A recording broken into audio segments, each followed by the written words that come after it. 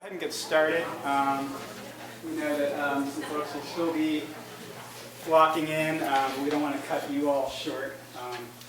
This opportunity to present what we feel is a very important topic and subject here at American University.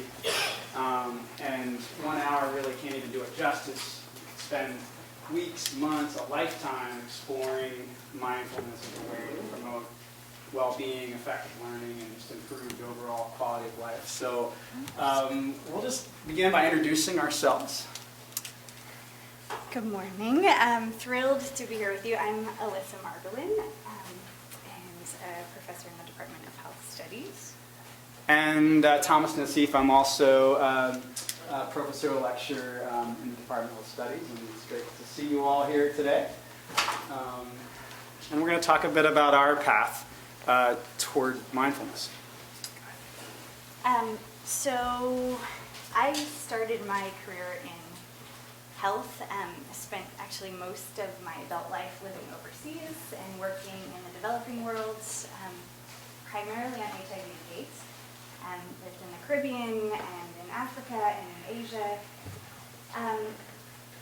And when I moved to DC about almost exactly 4 years ago, I stopped all of that for a time and started teaching yoga full-time, and taught breathwork and meditation and yoga, and I was yearning for a way to bring my health work back to an individual focus. And I continued to teach yoga, but I was then yearning for a way to bring that back to a larger scale, and so here I am, teaching in the Department of Health Studies, getting to do a little bit of all of that. And amazingly, I've also gotten to integrate it more than I thought that I would, because I started really right at the beginning of the semester teaching mindfulness at the start of all of my classes. And it's been pretty profound and a really beautiful integration of my life's work. And so I'm going to share more of that with you as we go.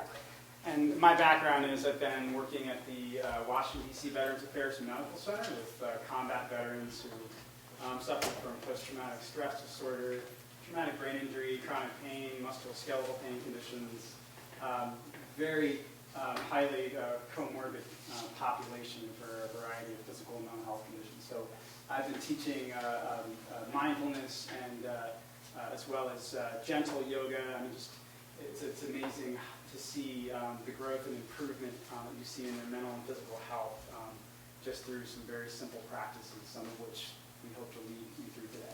And beginning this semester, I began integrating mindfulness into every single class, which I hadn't done in the past, because I just didn't quite know what the students would think. Would they see this as a waste of tuition dollars? Would they see this as not really a good use of their time?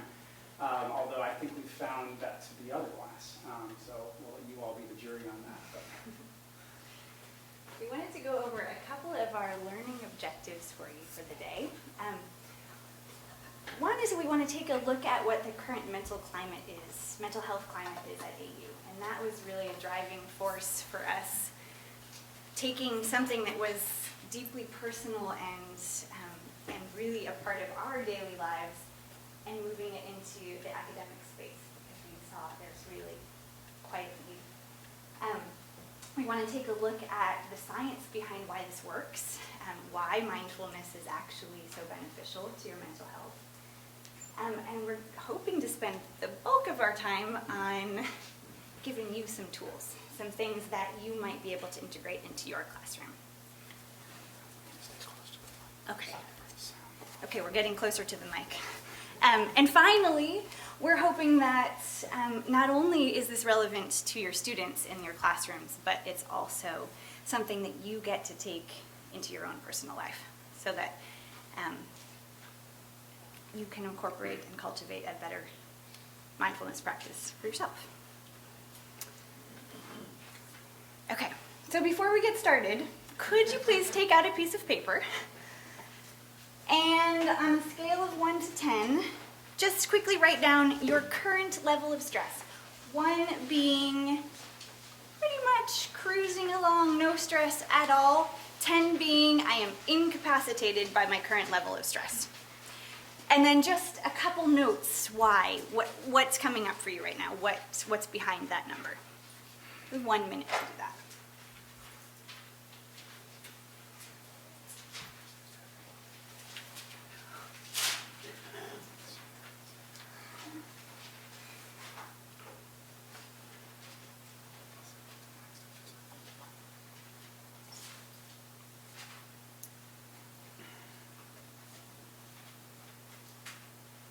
Okay, 10 more seconds.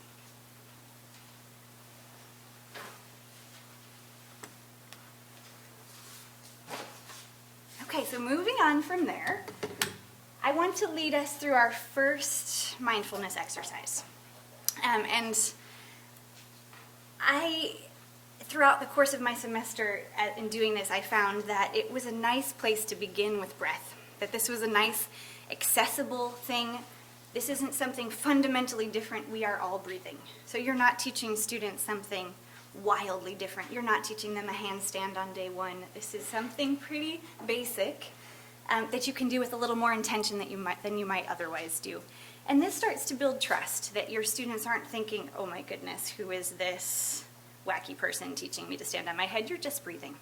So I'd like to lead us through an exercise to do this. So I was going to sit, but I think I need to stay close to the microphone, so I'm going to stand. You're going to keep sitting, if you'd like. You're welcome to stand at any point also. And I'd like you to sit right up on the edge of your seat, so that your sit bones are kind of perched right on the edge. When you do that, sorry, I forgot about the little desks. When you sit right on the edge of your seat, the architecture of your spine shifts a little bit. You're energetically sending your pelvis forward, you're lengthening your spine a little bit. You're getting out of this shape and into a little bit of a longer, taller shape. So right up on the edge of your sit bones, let your shoulders relax. You could let your eyes close. You can start with your hands on your lap.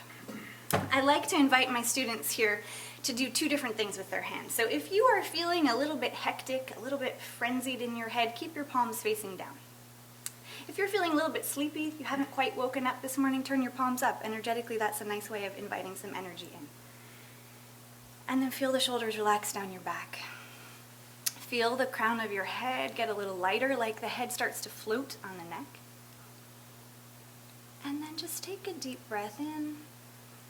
Open your mouth, relax your jaw, let it go. At this point, you might put your hands on your belly if you'd like. And your next breath in, I want you to breathe directly into your belly. Feel your hands expanding out as you breathe. And when you exhale, take your time and let go of all of your breath. So that when we begin the next inhale, we're not mixing fresh air with stale air. As you breathe in, breathe again into your belly.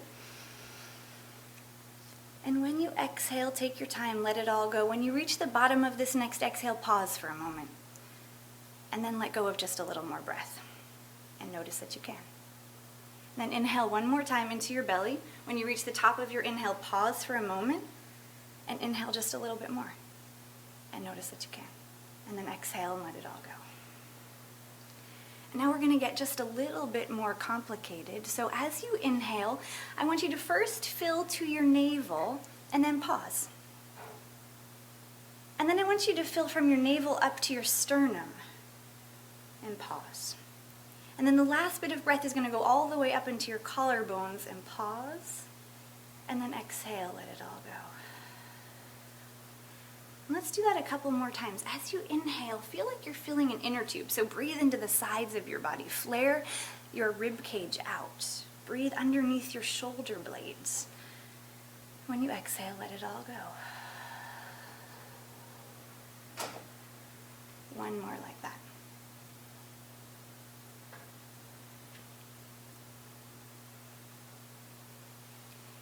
And then once you've exhaled, let the breath slowly return to its natural rhythm. When you're ready, you can gently let the eyes flutter open.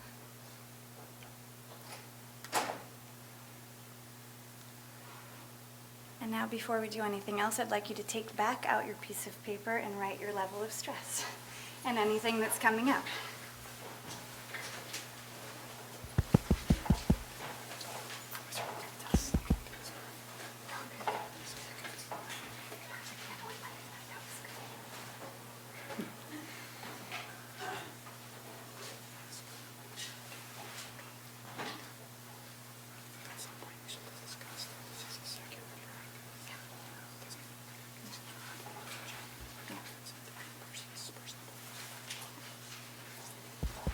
Okay.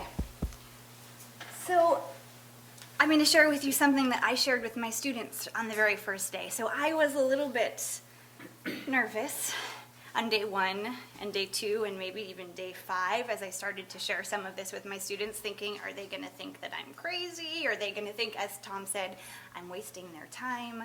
So I told them right in the beginning, I want to hear from you. Tell me if this is working for you. Tell me in class. Write me an email if you don't want to tell it in front of your students. Come to my office hours. Tell me if you like it. Tell me if you hate it. Tell me if it scares you. I want to know so that I do more or I do less or I explain more or I explain less.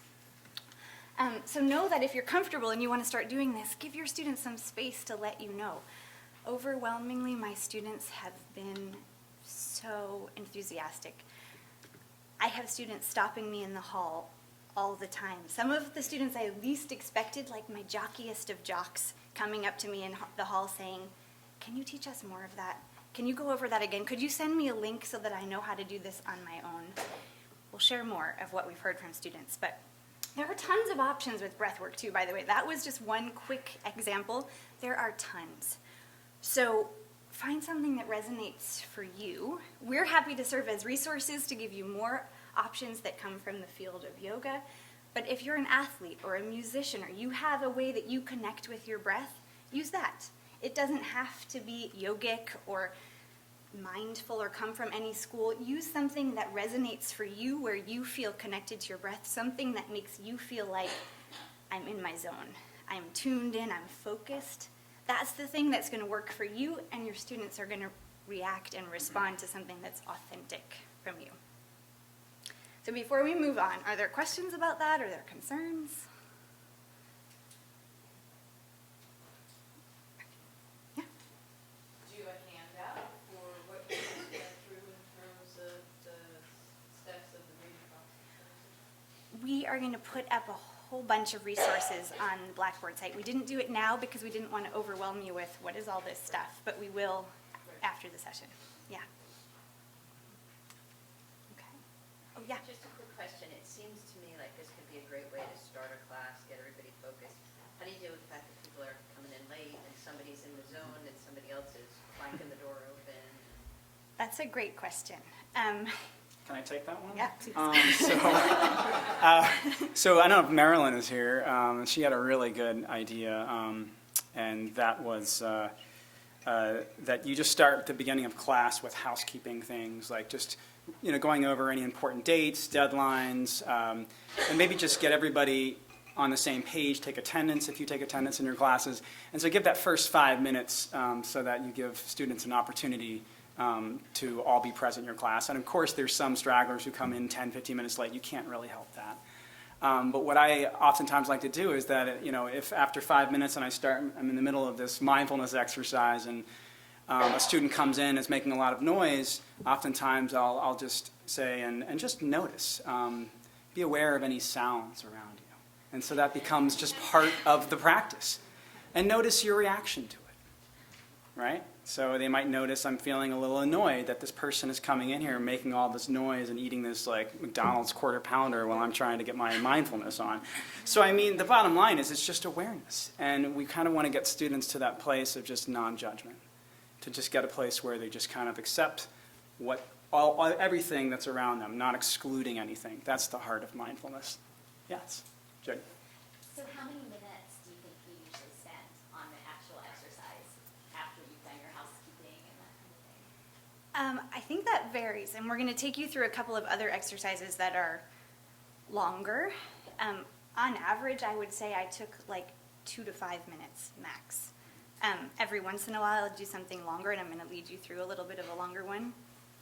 I did this before every exam, too, and I thought that my students would be like, oh, we have 75 minutes to do our exam, don't take... And my students were like, please, can we breathe for a minute before we start? And I'd look at my phone, and we'd go from 4 to 4:02, and then we'd start the exam. So it was like nothing, but they started just in a different place, and I think they really appreciate it. So it can be really tiny. And especially if you're feeling like I don't have time, I have so much to go through, I think you're going to find that your students just start from a place that's that much more grounded and receptive.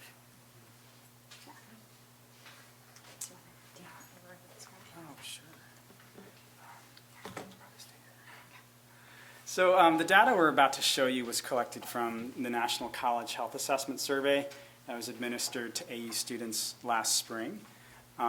This is just a small subset of the data.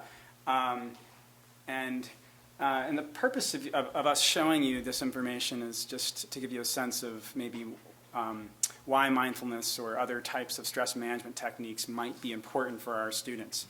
About 90% of students reported feeling exhausted. This is not from physical activity or overwhelmed by all that they had to do.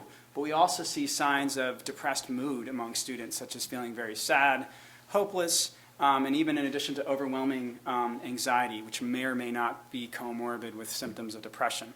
And all of these feelings, a pattern that I see is they can all be attributed to perceived stress, right?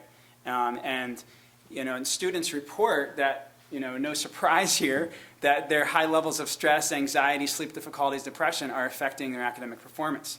And it's interesting to note that chronic stress and anxiety, in a sense, can contribute to sleep difficulties and depression. And when students aren't sleeping well or feeling depressed, these factors feed back to create a vicious cycle to increase stress and anxiety even more so. And Alyssa's going to take you through this next slide. So it's just worth noting that our students overwhelmingly say that they're experiencing more than average stress. So that's, of course, subjective.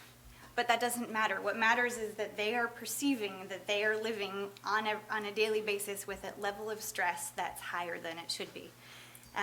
So the perception is the important part to keep in mind here.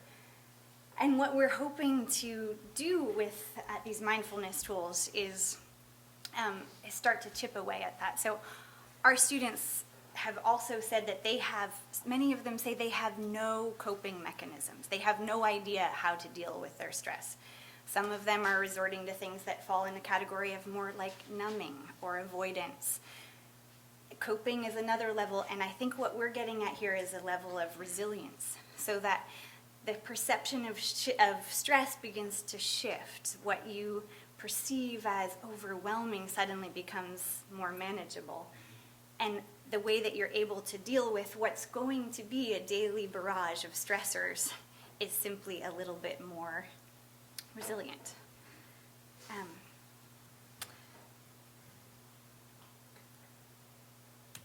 And then finally, we want to note that what they claim is their largest source of stress, us.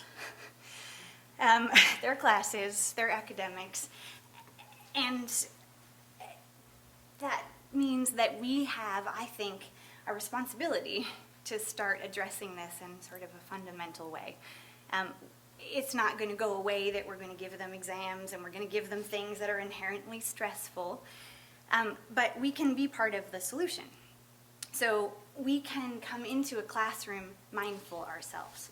We can be mindful of the types of assignments that we give and make sure that those align well with what we say we hope they're learning.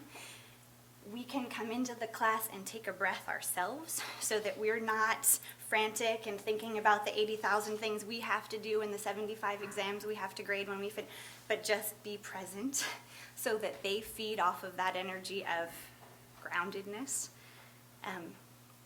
So from there, I'm going to hand it back over to Tom. So I love this image. So is your mind full or are you mindful? And you think about the way our students arrive at class. They have a mind full of worries and concerns that may also have nothing to do with academics. Well, I guess finances probably do. This is an expensive place, for sure. For example, but students have concerns with relationships, with family issues, and so as Alyssa was saying, we as teachers have a responsibility of showing up, cultivating a healthy learning environment. And you may be asking yourself, do I have enough time to integrate mindfulness at the beginning of every class? And what we found in our classes is that even a few minutes, 3 minutes, 4 minutes, 5 minutes of mindfulness can improve student concentration, focus, and just receptivity to learning new content. So that class ends up running more efficiently as a result. And everybody is essentially on the same page. And so Any questions before we go on to our next exercise, or like anything coming up for folks? Yes. Yeah, the Chronicle of Higher Ed just wrote an article about this.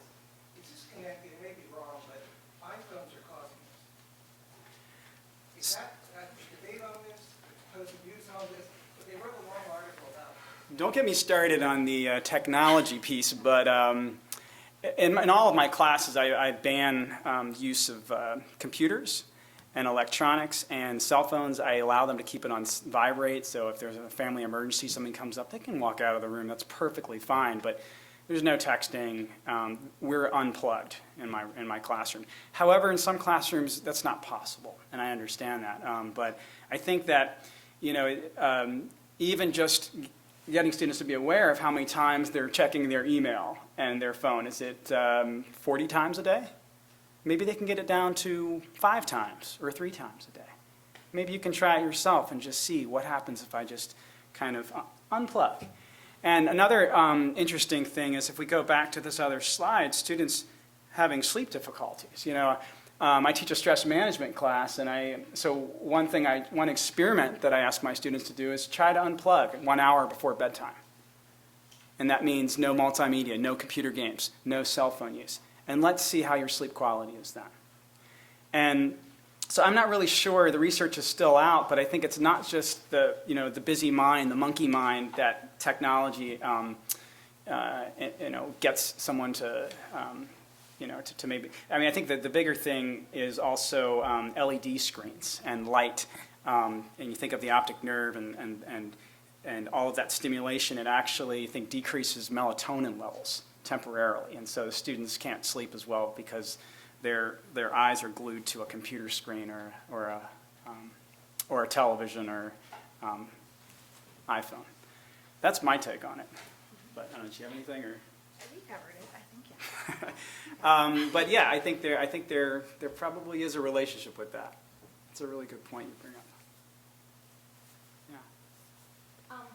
But on that, then, shouldn't there be some more teaching on how to use technology mindfully? Because it is an important tool, and you can actually learn a lot, and you can be part of it. I check my phone, not even realizing I'm checking my phone, but I do important work, as a lot of people do, on their technology. And so it is a mindful exercise. It is. And there's a lot of good mindfulness apps. We put one on the end of our slides. A lot of my students discovered Headspace, and they like it because it's like a mindfulness kind of game where they have to meet a certain goal of practicing mindfulness, like 5 minutes each day, or 2 minutes each day, and that increases to 5 minutes to 10 minutes. So it kind of exercises that muscle of how long can I practice mindfulness practices for. So Headspace is a neat mindfulness app, and I think that technology is a blessing. It's also a curse. So we have to kind of I like to get my students to understand that use technology as a tool, as opposed to the tool using you. It was designed to save time and to manage stress, not to increase stress. And so I think it's just seeing it as a tool, and that's all it is. It's a tool designed to help us. I think also just piggybacking on that, we're also not necessarily saying you do this mindfulness thing for 2 or 5 or 10 minutes at the start of your class and then you're done. Check the box, I've been mindful today. It's about sort of a paradigm shift of how you comport yourself throughout your whole day, like how you sort of move through the world. So maybe when you are on your phone, we're teaching our students that, okay, this is a mindful time, you're specifically doing this for this specific time, but it doesn't bleed into every area of your life, or it doesn't, you don't take it under the covers with you and suddenly 3 hours later it's 4 in the morning and you get 2 hours of, but there's a mindfulness to each piece of your day, and I think that's an important thing for us to teach them as well. Yeah. All right, so can we lead you through another exercise then? I'm going to walk you through progressive muscle relaxation. There's Kermit the Frog. And you can see just how relaxed he or she is. When we really consider this, mindfulness is also, it's not just cognitive, it's not just in your head. It's also in your body. And there's a lot of research to suggest that maybe even conditions like depression and anxiety are somatically lived experiences that has more to do with tension in your body.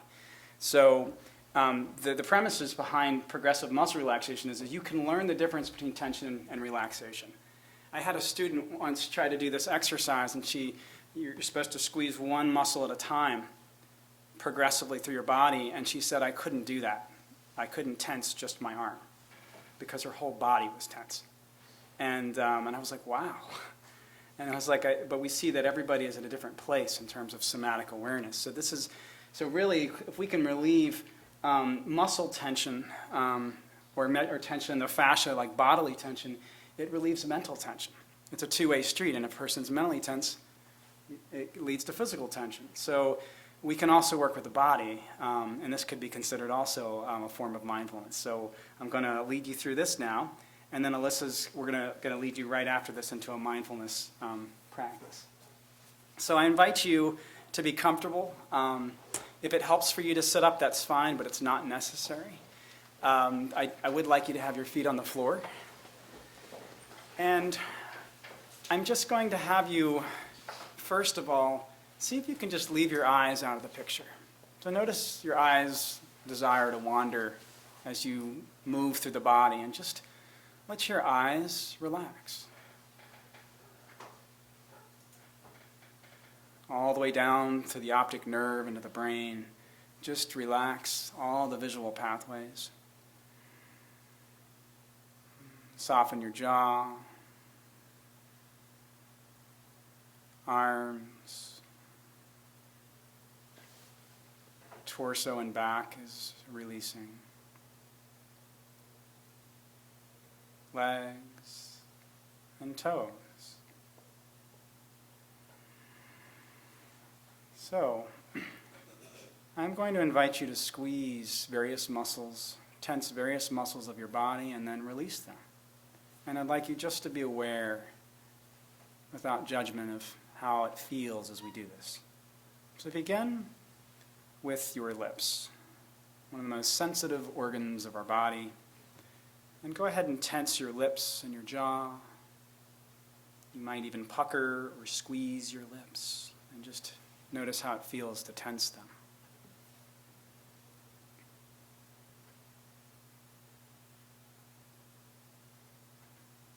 And then release the tension in your lips and jaw completely. And then squeeze your eyes. You might even add your cheeks as well. And just notice how that feels.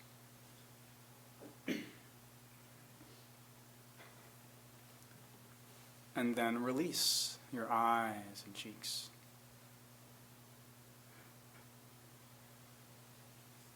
Squeeze your left shoulder,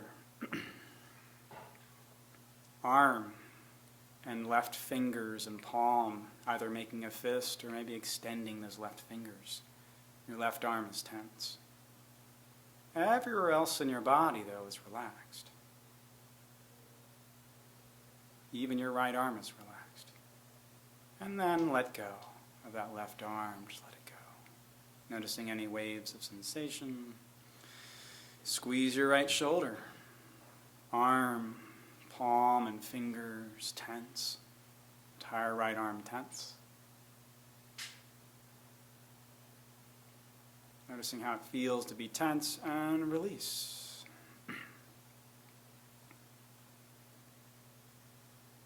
And then tense the muscles of your back. Feel your back tense. Maybe your back presses against the chair, or maybe you just feel the ability to tense your back. And then let it go and release. Tense your belly and your chest. So your entire torso is tense. And then let it go. Tense your left buttock, thigh and knee, calf, ankle, and toes of your left foot. So your entire left leg is tense, but everywhere else is relaxed. And then just let it go. Noticing how that feels. Right buttock, thigh, knee, and calf and toes.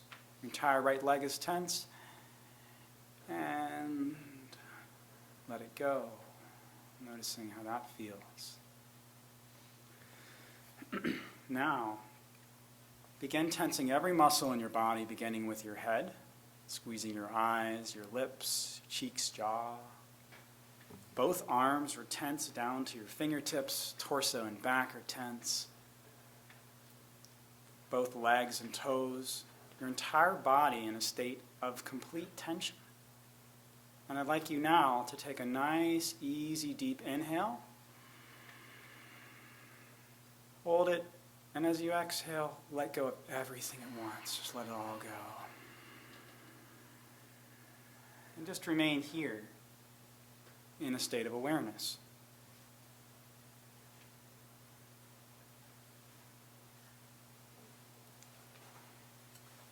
So from here, I'm going to lead you into a little bit of a deeper mindfulness meditation. So if your eyes are closed, I invite you to keep them closed. If they're not yet closed, I invite you to close them if that feels comfortable. So mindfulness is a lot of things, can be a lot of things. One basic way of understanding it is simply being more present, being more aware in any given moment. So what I want us to do right now is just begin to ground ourselves in this space, in this place. So with the eyes closed, throw wide open all the rest of your senses. Take in all the sounds around you. Take them in through your ears, but maybe you get more creative and you start to take them in through vibrations you feel in the floor or in your seat. And as you take them in, do it in a way that's a little bit detached. So this is a part of mindfulness as well. You're cultivating a sense of non-judgment. So instead of labeling sounds that you hear good, bad, pleasant, unpleasant, just let them sort of wash over you as if you were watching clouds flow by. Take in all the smells around you. Feel with your largest sensory organ, your skin, feel the sensation of the air on your skin. Notice any movement. Notice the temperature of the air. And as you notice these things, try not to get lost down a rabbit hole of memories or thoughts. If something reminds you of something, pleasant or unpleasant, try just to detach from that and move on to the next sense. So here we are, we've cultivated a sense of where we are in space, as if we started with a blank canvas and we've painted this outer landscape with as much texture and depth and saturation as we can. And then we're going to shift that awareness inside. So we'll start at this place where outer meets inner. We'll start again at the skin, but this time becoming a little bit more aware of your own experience of the skin. So you might notice a place on the skin that's itchy, dry, or somewhere where the skin is pinched, or how the clothes feel as they touch your skin, or how the hair feels on your scalp. Again, without labeling, without judging, just noticing. And then shifting just a little bit deeper, we come to the muscles. And there are a lot of muscles in your body, so it's sometimes helpful to start at the feet, at the place that's grounded. And notice the muscles in your feet, and the muscles in your calves, and around your knees and in your thighs, and just slowly work your way up until you reach the crown of your head.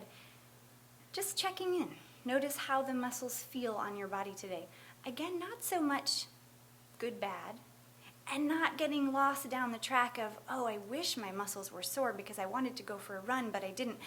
Or, wow, I'm so proud of myself because I did so much time at the gym yesterday. Don't do that. Just feel. Notice, start to give the muscles a texture. Are they heavy? If you could give the muscles a color, what color might they be? Get curious about the details. And then we'll shift a little bit deeper from the muscles to the bones. And now we start to get into a place that's a little bit more subtle. We don't normally think about the bones unless something's wrong, but you might notice the way the heel bones press into the floor. or the way the hip bones and the pelvic girdle feel as you sit, or the way the shoulders hang from the collarbones. Maybe you're aware of the wrist bones. Maybe you're aware of the weight of your skull as it sits on the top of your spine. And then coming a little bit deeper than the bones into a place that's a little bit more subtle, notice your breath.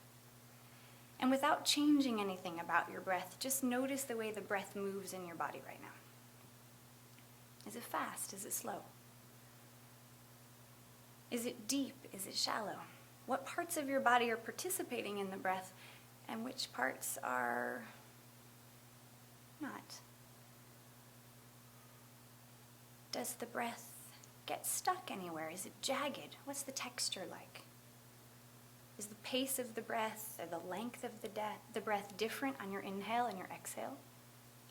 Can you discern a temperature of your breath? A taste? If you could assign your breath a color, what color might it be? And then we shift just a little bit deeper to the mind. And now I'll invite you to do something a little tricky. I'll ask you to let the mind watch the mindscape itself. So right now we're painting this inner landscape with as much color and texture. If you start to pay attention to the mind without following any specific thread of thought, any particular distance, just notice, is there one looming thought in your mind overshadowing everything else? Are there 1,000 thoughts flinging themselves around and banging into each other? Is there a heaviness to the thoughts? Are they light? Are they hard to grasp? If you could let the thoughts run wild on a blank canvas, what would that picture end up looking like?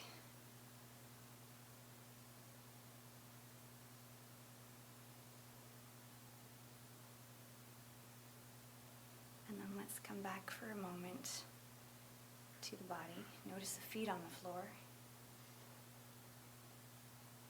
Begin to take the sounds around you back in.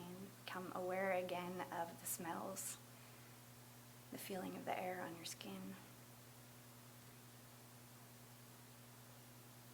And let's take one really deep breath in together. And then open up the mouth, relax the jaw, let it go.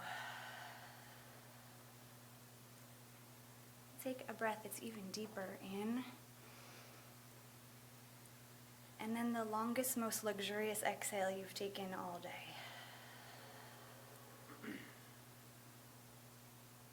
And then when you're ready, gradually let the eyes flutter open.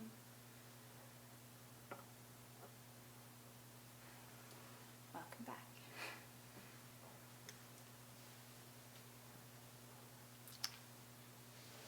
So now I would invite you to take back out your paper and take a moment to write your level of stress and reflect on that for just a moment.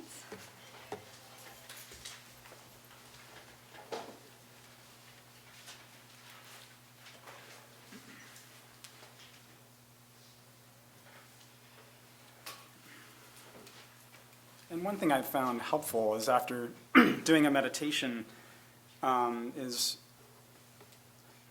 or any kind of exercise is before they open their eyes, is really to invite them to set that intention to try to keep a little piece of this practice and bring it with them through the rest of their day. So it's not just, okay, now on to the next task. Okay, I got to do this paper, I got to do this exam, and just be like, just try to keep it, just maintain it and bring it with you.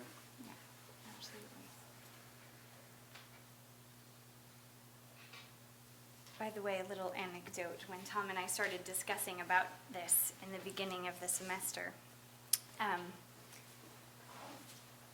a little light bulb went off and I said, I don't ever start a yoga practice without taking a few minutes just to breathe. I never jump right in. I don't know if anyone has taken a yoga class, but my style is I never jump in and say, okay, everyone in down dog.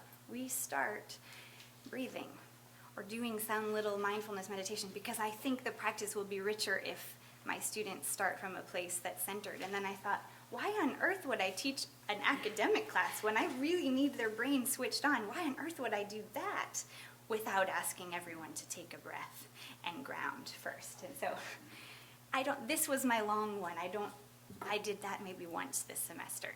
I don't typically take quite that long of a time, but you could. It was only maybe 7 minutes or so, that one. So before we do this questions and concerns, actually, I want you to take a moment. We're going to do an exercise that I learned at the CTRL conference in August called Think, Ink, Compare, Share. So I want you to take a moment just to write down the answers to some of these questions. How did that feel? Any of this. It could be that longer one or the progressive muscle or the breath work. How did it feel? What did you like? What didn't you like? Could you imagine doing some, all, any of that in your own classroom? What challenges would you anticipate? We'll take like a minute to do that, and then I'll ask you to find someone sitting near you and just chat for a moment and discuss, and then we'll open it up to the bigger group for a moment.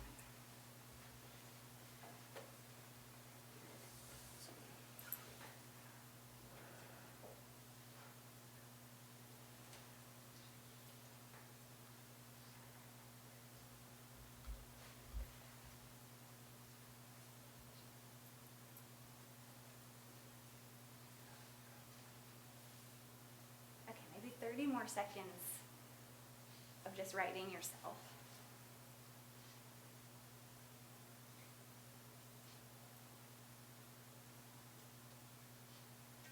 And then find someone near you or a couple people near you and just chat for a minute or two, please. What do we have left?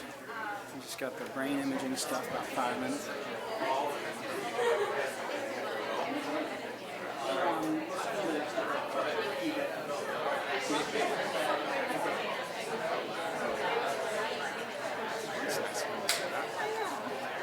So I know.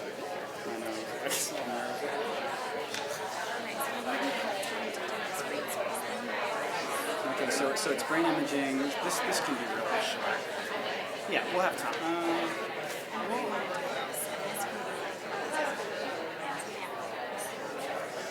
Yeah. Yeah, okay. The brain imaging stuff I'm not going to harp on. I'm just going to say if you have questions about this, some of your things or post these slides. And I'll probably do my, I may even write out my notes.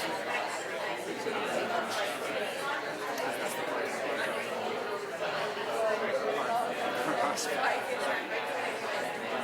But yeah.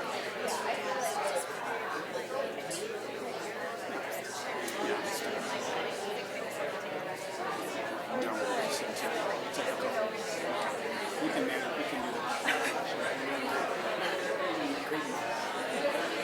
I could see us like going on to like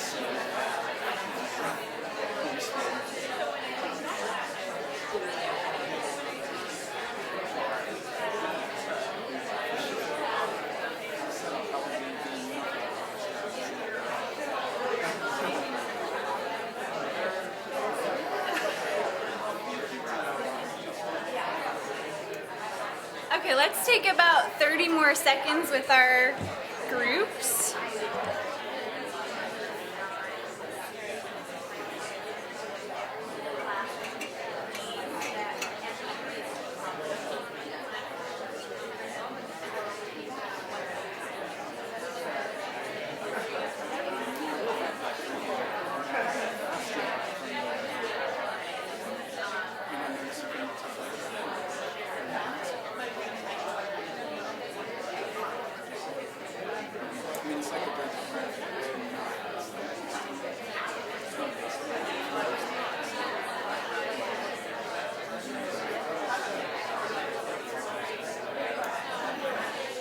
Okay, I feel like we could take the rest of the class talking, but let's start to wrap that up.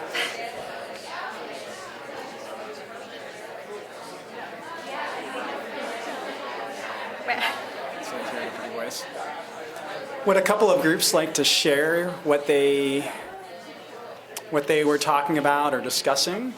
I think we'll take like 2. Anybody? Yeah, sure. Sorry, I did volunteer for free. I guess the big thing we were talking about is the challenge. This is amazing. I find I've always liked doing yoga, but I've always been awed at how you can read it, and I don't think that I could do that, or I do not know how. I do not have the skill set to do that at this point in time. So that was the basis of our conversation. We want to invite you guys to come in for Do you want me to take that? Yeah. Okay. That's a great question. And Tom and I have talked about that a fair bit. Both Tom and I are trained as yoga teachers and have done literally thousands of hours of training on mindfulness and yoga and breath, and have taught thousands of hours of those kinds of classes. So this is not about becoming a yoga teacher or starting to teach something really complicated. What we wanted to do was try to share some things that are accessible, that are not, too far out there. And if one of these feels like, whoa, I could never do that, and I just led you through a 7-minute thing, so that's a long time to talk. You might not do that, but the breath could be something pretty quick.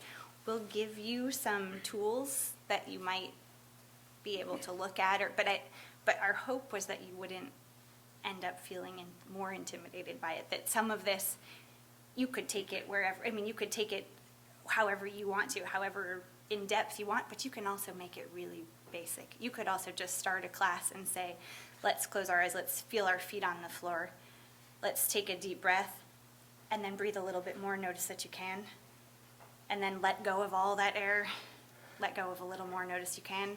Do that twice, and you're already in a whole different place. And another thing is that I would recommend, if you feel like it's not really, you don't feel comfortable doing it, just do it for yourself. This is also just as a stress management tool for yourself. Make it a personal practice. 1 or 2 minutes a day, 3 minutes a day. Just basically do some of these exercises yourself, see how it feels, and then once you're comfortable with yourself doing it, you will find it's easier to lead students through it, and it won't feel as kind of foreign. And so I find that until I started doing like a daily mindfulness practice, I wasn't doing it every day in my class, but now I am, because it's part of my life. I see the benefits, and my students know that I'm not faking and saying, you need to do this, because I'm not doing it. So let this be a gift for yourself, and then see where it goes. And if there's something else, like I said in the beginning, if there's something else that you already do that makes you feel grounded or centered, if you write or you draw or you play music or whatever, maybe you share a little piece of that, and that, just your energy of being grounded and your, that, I think, sharing that with your students is tremendous. And it does, if this stuff is like, oh, I would never do that, then don't do it. Just do something that you do, that you love, that makes you feel like you're focused, and then your students will feed off of that, I think. It's a great question, though. Yeah. Another comment from a group? Yes. We were talking about the tightening exercises, and when I think of mindfulness, I kind of imagine just zoning out, but I felt like when I was doing that particular exercise, when I was tightening a muscle, other muscles just wanted to get in on the action as well. So I found myself kind of getting outside of the zone, as it were, and it just made me think about something, and I probably shouldn't be doing that. So I just thought that was an interesting part. Yeah, no, I think that's just an interesting observation, so just being aware of that, trying not to judge it. Sometimes we hold worries and thoughts and feelings and emotions in our tissues. You heard the term, the issues is within the tissues, and so it might be pulling up a memory. People hold trauma in certain parts of their body, and it's oftentimes not released until they do one of these exercises. So just be aware of it, be mindful of it. Even if it pulls you out of mindfulness, be mindful of that. It's an endless kind of wormhole, but it's fun to kind of play with the body, and kind of, the body has an innate intelligence about it. So just listen to it. Yeah. To just follow up on that, I felt like that was the one that I could possibly see myself doing in a class. That seemed very concrete to me. Mm-hmm. Tense, release, the color of the breath.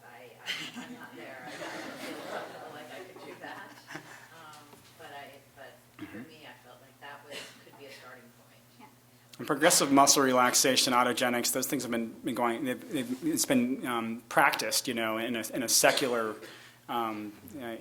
way by psychologists and other health workers for, 100 years or so. So, but working with the body is very accessible. And is also, you get immediate results, I feel like, too, or it's possible to get that. I think we can take like one more. Yes. 'Cause then we've got a bunch more stuff Oh, we wait. want to share with you. 2 more. Yeah, we'll do two more. Tony? I was actually just wondering if you would have time for questions at the end, because I'm inclined to wait till then. We'll try. Yeah. We'll try, Let's yes. wait. Yeah, let's Okay, do that Jody? if we can. Oh, okay. Well, I completely drink the Kool-Aid on this.